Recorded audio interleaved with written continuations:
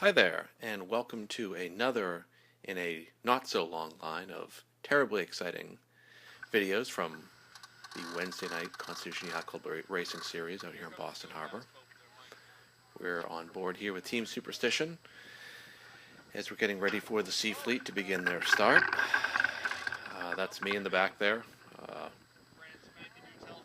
making some remarks about our fancy new telltales and our very sad old Maine. The boat going by us is the new Club Swan 42 Migration, new to the fleet this year. And the Sea Fleet is getting all lined up for their start. Oh, and that is the start. So, this is going to be 1 minute until our warning signal. So we're going to pop out our Jenny and start reaching down the line, get things tuned up. This is our second Wednesday night race of the year. And we're getting ready for our first weekend regatta coming up on Memorial Day. So I am back turning the wheel. That is Mike grinding, trimming the Genoa tonight. You can see Teresa, over on the main. KK is in the pit. She's normally our bow girl, but she's doing pit tonight, trying to move people around Wednesday nights. Kevin, who's normally the jib trimmer, is doing spinnaker because Jim's going to be away doing Fagawi with 14 of his closest friends on another J109. And we have David Velez on board tonight. We have Jim, who is normally our spinnaker trimmer, as I mentioned, doing mast tonight. Kim, who does squirrel, main, and bow, is doing bow this evening. And then we have Carrie and Steve Spangler on board for the ride. Initially it looked like they weren't going to be around for the race, but they're along as rail candies tonight. So we're reaching down the line here, and down below us you can see Vanish working its way on up. They're in the A fleet. They're getting tuned up and staying outside of the box, which we appreciate very much. We also see traffic that looks like Rookie, the ferry, coming on down. So we come down to the race committee boat. And usually before I do a tack, I'll let the crew know what point of sail we're going to be on the opposite tack, so I have an idea of where to trim the sails. You just saw the race committee boat there from the Courageous Sailing Center. It's Carl out there doing some excellent RC work as always. So we're reaching back down. Now we're pointed towards East Boston. And we're taking a look up the course. Hey, there's our 4 minute. And we're taking a gander to see what's going on with the wind. You can see the white pin right off our starboard side. And we're trying to figure out where there's more breeze, less breeze, good breeze.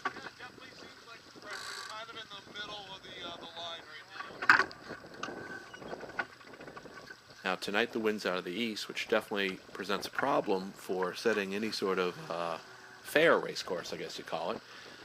Because with the limited government marks we have, it's pretty much just going to be a close haul, close reach up to red 12 on port tack, and then doing a barroway set on starboard with the spinnaker and running all the way back down to the finish line. So pretty simple course tonight. Breeze is pretty solid out of the east. It's been kind of 8, 9, 10 knots at the most. So we'll throw an attack here, head back.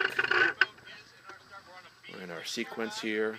A little over trimmed on the sails. I'm letting them know we should be on a beam reach. You can see a couple of our competitors, the red boat down below us and the blue boat, which is Eagle, coming in the opposite direction. We only have 4 boats in our Class B start tonight. Now, you'll notice that we're pretty much higher than all the other boats that are out there.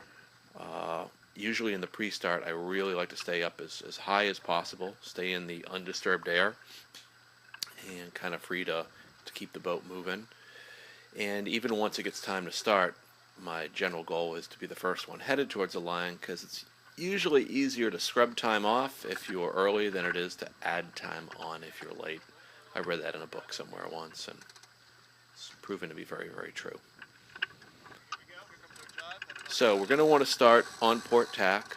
There's no real reason to fight for the pin. The better pressure is like the middle to middle left third of the line.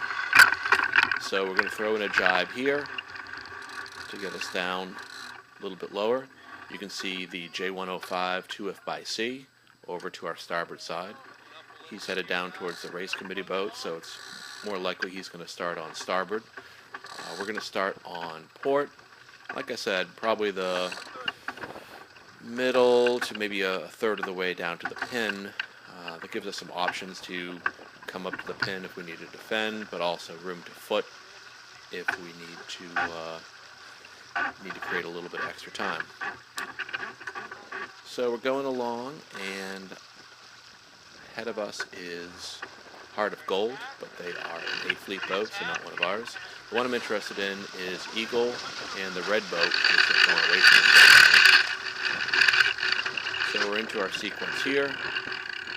Worked our way up pretty close to close hauled. The thing we want to make sure, especially in the start, is that we've got everything all geared up towards where we want to be on close haul, so that we're all skirted on the jib.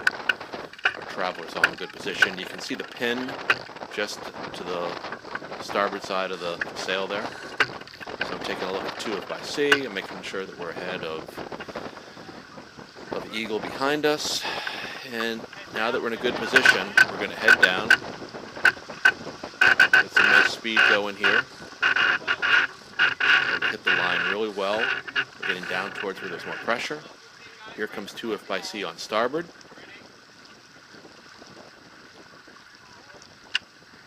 And we are ready. We head right up to close hauled.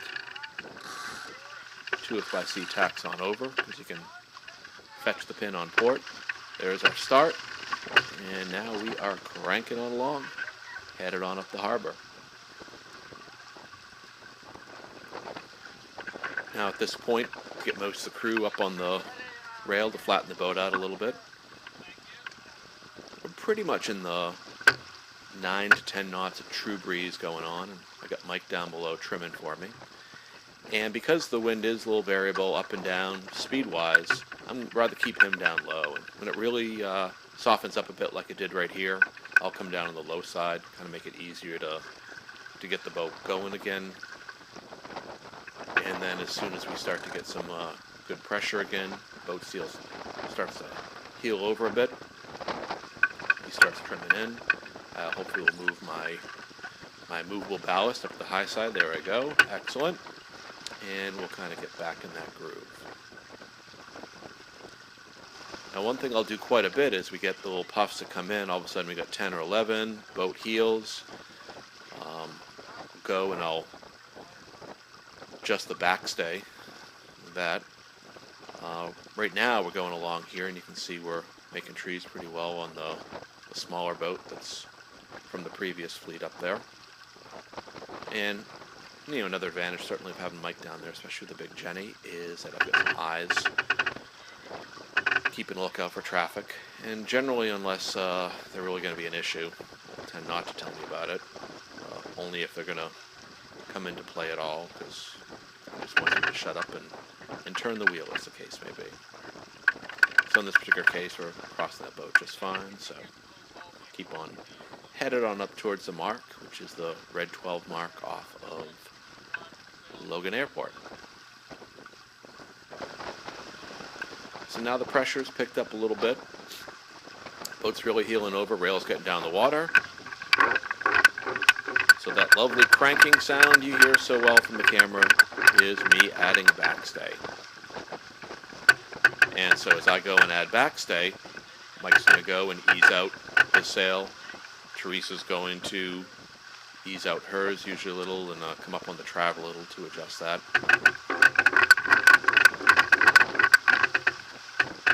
Or actually, excuse me, Teresa's going to drop the traveler and trim in on the sail. So Mike goes and makes a little change. And now basically he's just trimming to me as we're getting up to the mark. Now right below that sail you can see Rocket coming downwind. They're the first Sea Fleet boat around the mark, and they're working their way down. We're getting ready to come in to the mark on the port lay line and do a tack set. So with the tack set, usually my jib trimmer, who's down there already, is going to be the person who will be helping to get the pre-feed going and all that good stuff while he continues to trim the sails. He's keeping an eye on Rocket, make sure I get enough room there, which we do. And here they come into closer range now. Looks like they're a little late on the spinnaker hoist, but it is only the second race of the year, so figure all that good stuff out. So we're going to do a tack set. So the crew gets the spin halyard up around the shrouds and up to the front. Take up lots of slack out of that. As long as you've got it nice and tight, it won't get caught on the leeward shrouds, which actually turns out it did get caught on the leeward shroud because it wasn't so tight. Then we're going to do a little pre-feed. I've got the tack line all set with a mark on it so we can pull that a couple of inches through the clutch. And then once that's set, the bow person really wants to make sure that that spinnaker doesn't fill, because having it fill and flop off the boat's not so good. Because we're not close hauled, I get the mast person into mode early there to be able to do the hoist. Now Mike, as my jib trimmer, is both going to release and trim in on the Genoa as we do this tack, because we're going to be tacking right around the mark, and as we go into the tack, we're going to go right into the set. Now you can see we got a little bit of traffic coming in with Sparkle Pony. They're coming in on the starboard ley line. So now that we're getting close, KK, our bow person, comes down, gets the pole on out. I'm keeping an eye on Sparkle Pony, but they're going to cross just ahead of us, so that's not a problem. We open up the forward hatch now, so that the spinnaker will come up. Do a tiny little dip to give some room, and then you can see the red mark just off of our port side. And here comes our tack and our hoist. So I look up, I can see that that halyard is caught on the shroud, so I turn down nice and deep to take some pressure off. That way as Jim pulls it up, it'll pop it right over. So there we go. Now he's past the shroud. And we trim in on the sail. Once it's filled, give it a nice little ease. Roll up the Jenny. I gave a little ease to the backstay already. And KK is going to ease the main down probably about 6 inches, because at this point there's a lot of pressure on that halyard from the upwind settings. Eased off on the out haul. You can see Eagle is just not too far behind us. So get those guys going. And then we have Sparkle Pony over to our starboard side. They're a sea boat. They're in 3rd place in sea right now, and they don't have their kite up quite yet. I think they're trying to get that squared away as well.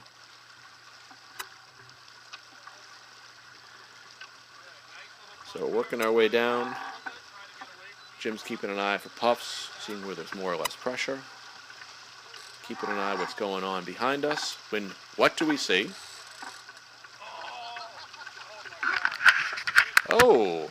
Well, it looks like Sparkle Pony did get their kite up.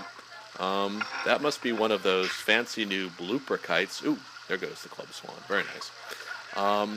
Yeah, I've never really seen a chute flown like that. Oh, wait, I'm lying. I think I've done that about a half dozen times on my boat. So, yes, I sadly have seen that. Nice look, but not as fast as we'd like. That's Heart of Gold, headed on upwind right there.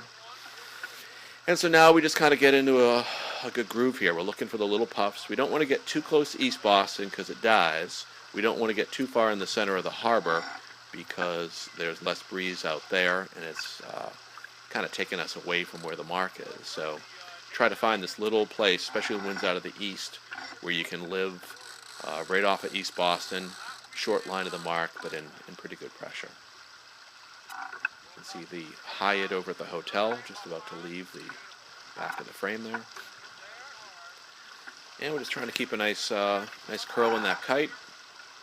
Trying to keep the boat flat and fast. Looking for those puffs coming in. Now here we go sailing out of a puff, I think is what happens here, as I recall.